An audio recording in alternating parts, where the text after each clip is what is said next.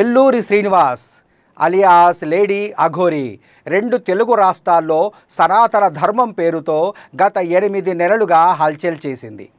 సమాధుల్లో పూజలు చేస్తానని చెప్పి ప్రజలను నమ్మించి వారి వద్ద నుండి డబ్బులు తీసుకొని కరీంనగర్కు చెందిన మహిళా అడ్వకేట్ను పెళ్లి చేసుకొని తర్వాత వర్షిణి అమ్మాయిని రెండో వివాహం చేసుకుంది.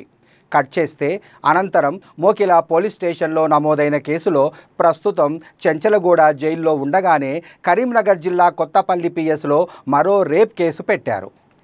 ఎఫ్ఐఆర్ ఫైల్ చేసిన ఎఫ్ఐఆర్ నెంబర్ 201/225 తేదీ 28/4/2025న కేసు నమోదయ్యింది. ప్రస్తుతం లేడీ అఘోరి రెండో భార్య వర్షిణి తెలంగాణలో తన అత్తగారింట్లో ఉందా, ఆంధ్రాలో తన తల్లిగారింట్లో ఉందా, ఎక్కడ ఉంది, ఏం చేస్తుంది, తల్లిగారింట్లో ఉందా, ఎక్కడ ఉంది, ఏం చేస్తుంది?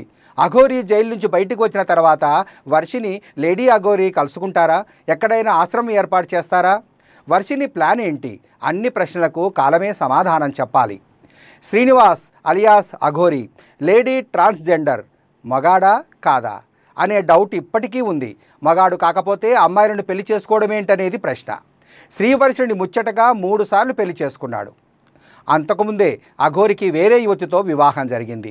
లేటెస్ట్గా మరో బాధితురాలు పోలీస్ స్టేషన్ గడప దొక్కింది. తనకు లేడీ అఘోరి బలవంతంగా తాళి కట్టిందని, రేప్ అటెంప్ట్ కూడా చేసిందంటూ సంచలన ఆరోపణలు చేసింది. ఏప్రిల్ 28న అఘోరి శ్రీనివాస్పై కొత్తపల్లి పోలీస్ స్టేషన్లో అత్యాచార యత్నం కేసు నమోదైన విషయం ఆలస్యంగా వెలుగు చూసింది. లేడీ అఘోరిపై 64/1, 87, 318/4, 351/2 సెక్షన్ల కింద కేసు నమోదు చేశారు. సనాతన ధర్మం పేరుతో బాధితురాలితో అఘోరి ఫోన్లో పరిచయం పెంచుకున్నట్టు తెలుస్తోంది. తెలుసుగా, అఘోరి మంచి మాటకారి. ఒక్కసారి కనెక్ట్ అయితే ఇక విడిచి ఉండలేనంతగా అతుక్కపోతుంది. చిట్టి కన్నా బంగారం అంటూ బోలెడు మాటలు చెబుతుంది. ఖరీదైన గిఫ్టులు గట్రా ఇస్తుంది.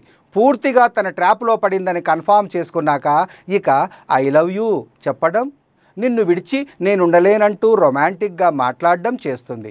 ఆ తర్వాత డైరెక్ట్గా పెళ్లి ప్రస్తావన తీసుకొస్తుంది. 3 కేసుల్లోనూ 3 యువతులతోనూ lady Aghori same to same ఒకేలా డీల్ చేసింది.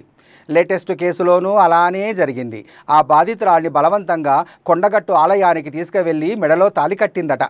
ఆ తర్వాత కొత్తపల్లి కెనాల్ దగ్గరికి ఆ యువతితో వెళ్ళి అక్కడ మొగాడిలా ప్రవర్తించింది లేడీ అఘోరి.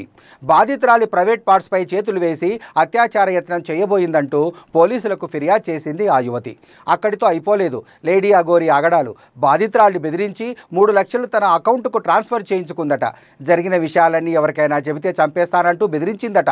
భయపడిపోయిన ఆ యువతి కొత్తపల్లి పోలీస్ స్టేషన్లో కంప్లైంట్ చేయడంతో లేడీ అఘోరిపై రేప్ అటెంప్ట్ కేసు నమోదు చేశారు పోలీసులు. లేడీ అఘోరి ఆగడాలు ఒక్కొక్కటిగా బయటకొస్తున్నాయి. ఇప్పటికే తాంత్రిక పూజల పేరుతో ఓ మహిళ నుంచి 10 లక్షలు వసూలు చేసిన కేసులో జైలు శిక్ష అనుభవిస్తుంది.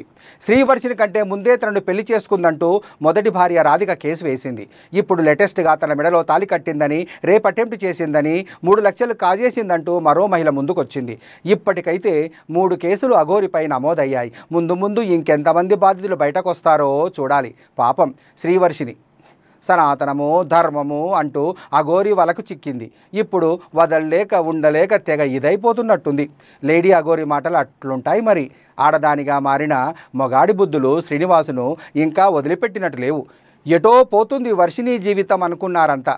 కానీ కట్ చేస్తే నిన్న మొన్నటి దాకా వర్షిణి తన తల్లిదండ్రిని గుర్తుపట్టలేని స్థితిలో ఉన్నది. వర్షిణి పెళ్లి చేసుకోబోతుందా అంటే అవుననే వార్తలు వినిపిస్తున్నాయి. ఇది నిజమైతే ఎంత బాగుండో అవుననే వినిపిస్తున్నాయి. రిహాబిలేషన్ సెంటర్లో వర్షిణి కోలుకున్న తాజాగా ఇప్పుడు పెళ్లి చేసుకోబోతుందంటూ ఓ న్యూస్ సోషల్ మీడియాలో తెగ వైరల్గా మారింది. వర్షిణి పెళ్లి చేసుకుంటే ఇప్పటికైనా మంచి డెసిషన్ తీసుకుందని ఆడియన్స్ సంతోషం వ్యక్తం చేస్తున్నారు. ఇందులో నిజం ఎంతుందో తెలియదు కానీ వర్షిణి రెండో పెళ్లి చేసుకుంటే తన లైఫ్ బాగుపడుతుంది అని పలువురు అభిప్రాయాలను వ్యక్తం చేస్తున్నారు. వర్షిణి తీసుకున్న డెసిషన్ కరెక్ట్ అని సోషల్ మీడియాలో వైరల్ అవుతున్న ఈ న్యూస్ నిజమవ్వాలని కోరుకుంటున్నారు నెటిజన్స్.